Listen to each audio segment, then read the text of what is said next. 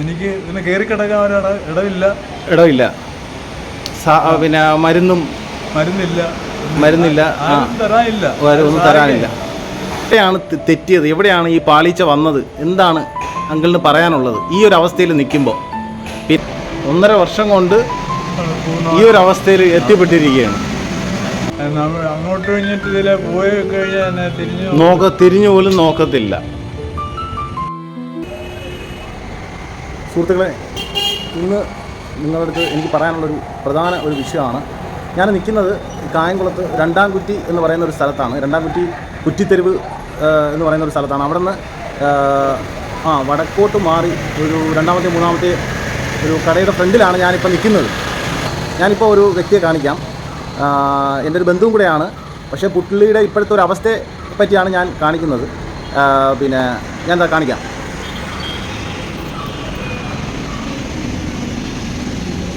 ഇതാണ് ഞാൻ പറഞ്ഞ വ്യക്തി.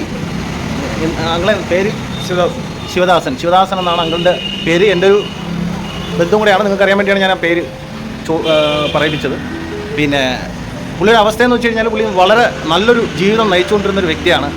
പുള്ളി നല്ല കാലം, പുള്ളിയുടെ നല്ല കാലമെല്ലാം നല്ല രീതിയിൽ കുടുംബം, പിള്ളേർ, പിന്നെ ബന്ധുക്കൾ, ചാർച്ചക്കാരൊക്കെ ആയിട്ട് വളരെ നല്ലൊരു ജീവിതം നയിച്ചിരുന്നൊരു വ്യക്തിയാണ്. പക്ഷേ പുള്ളിയുടെ ഇപ്പോഴത്തെ അവസ്ഥയെന്ന് പറയുന്നത് വളരെ പരിതാപകരമായിട്ടുള്ളൊരു അവസ്ഥയാണ്. കാരണം ഏതൊരു ആൾക്കും ഭാവിയിൽ സംഭവിക്കാവുന്ന ഒരു കാര്യമാണ് ഇവിടെ സംഭവിച്ചിരിക്കുന്നത്. പിന്നെ നമുക്ക് എന്താണ് കാര്യം എന്നുള്ളത് നമുക്ക് ചോദിക്കാം. പിന്നെ അങ്കിള് പറയും എന്താണ് കാര്യം എന്നുള്ളത്. ഇപ്പം 1-2 നമ്മൾ ബന്ധുക്കളെന്ന് പറയാൻ 1-2 വ്യക്തികൾ മാത്രമേ ഉള്ളൂ. പക്ഷേ നമ്മളുടെ ഒരു സാഹചര്യം ഇതിന് അനുവദിക്കുന്നില്ല.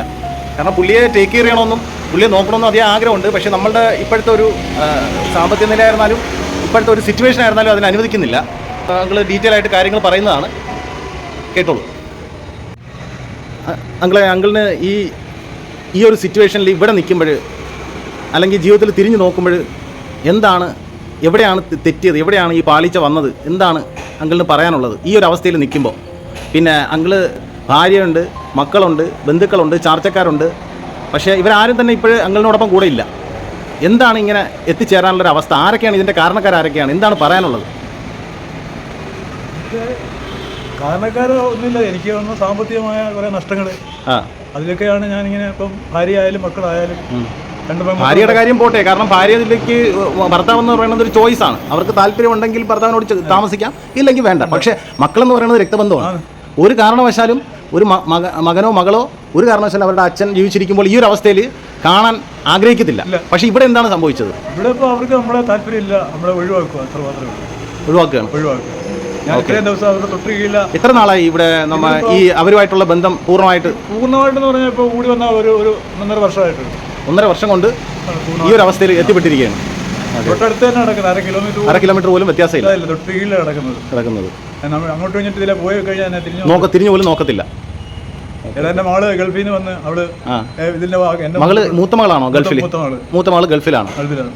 രണ്ടാമത്തെ വീട്ടിൽ. ഓക്കെ. അപ്പോൾ അവരൊക്കെ നല്ല ജീവിതം നയിച്ചു പോവുകയാണ്. അങ്കിളിൻ്റെ അവസ്ഥ ഇങ്ങനെ ആയി മാറി. അപ്പം ആരെയും കുറ്റമോ ഒന്നും പറയാനില്ല. അപ്പം ആരെയും കുറ്റമോ ഒന്നും പറയാനില്ല.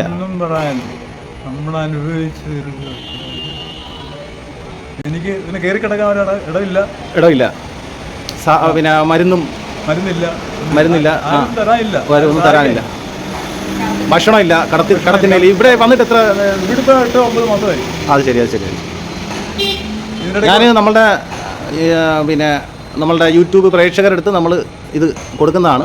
അത് പ്രകാരം അങ്കിളിന് എന്തെങ്കിലും രീതിയിലുള്ള സഹായങ്ങൾ ഉറപ്പായിട്ട് എത്രയും പെട്ടെന്ന് വരുമെന്ന് നമ്മൾ പ്രതീക്ഷിക്കുന്നുണ്ട്. എന്തായാലും നല്ലത് വരട്ടെ, ഇത്രേ പറയാനുള്ളൂ.